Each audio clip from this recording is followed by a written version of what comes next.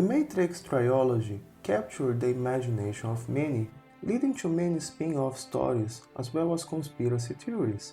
Many started to truly believe that we are really living inside a computer-simulated reality, just like depicted in the movie.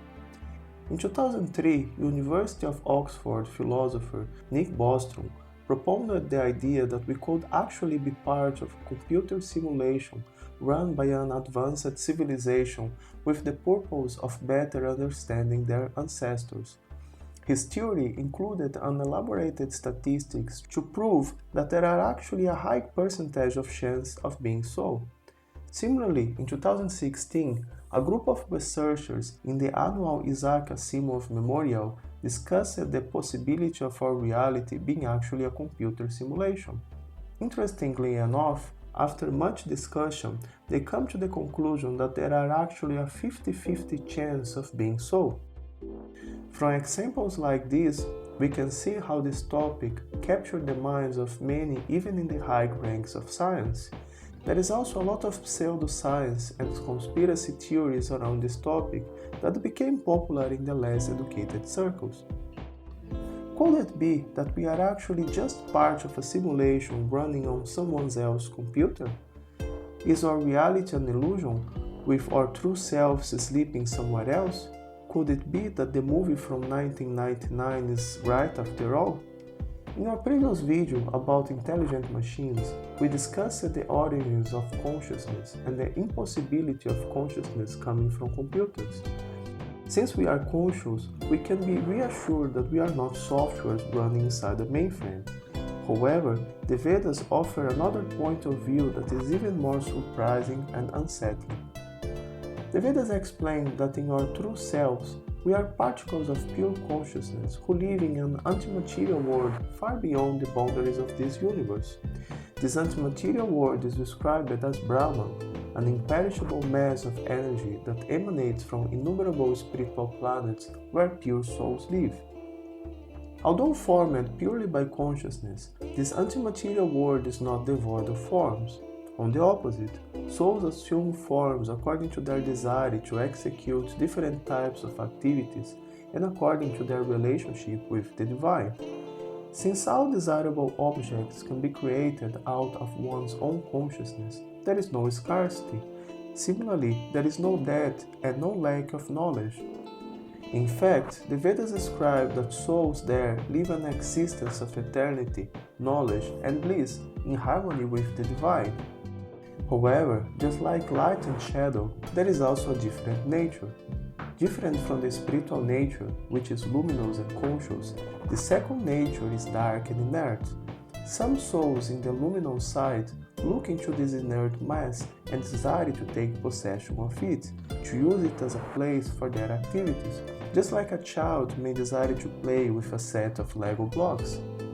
Through a series of transformations, this mass of inert matter is then transformed into different material elements, starting from ahankara or false ego and progressing to the gross elements, which are then used by different souls to create the bodies which they can use to interact with this world. In fact, as previously discussed, apart from our gross body composed of material elements, we possess also a subtle body that includes our desires, memories, and intelligence. The Vedas explain that enormous as it may be, our universe is just one amongst millions of other universes that are present in the aggregate of material elements, just like bubbles in the ocean. The material nature is much more vast and complex than we can imagine. These innumerable universes, in turn, are inhabited by a virtually unlimited number of souls. There are unlimited stars and planets, each one inhabited by a set of different beings, including plants, animals, and also intelligent beings.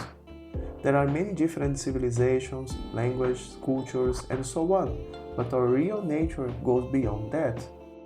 Nobody says I body, just like nobody says I car. Everyone says I have a body, just like one would say I have a car. Unconsciously, we understand that our real identity is separated from the body. Similarly, when someone dies, most say that my father is gone or my mother is gone, although the body is right there laying in the coffin. Unconsciously, we understand that we are not from this world, although we pass most of our lives completely involved in it. When one is playing a computer game, it's not so hard to become immersed in the illusion of reality created by the game and forget about the real world. The illusion becomes even more credible when our friends are also playing and we can talk and interact with them inside the game. One can spend a great deal of time going from one game to the other. Many become so absorbed that they forget even to eat and sleep. In 2011, a Chinese man died after a 30-hour game session at an internet cafe in the outskirts of Beijing.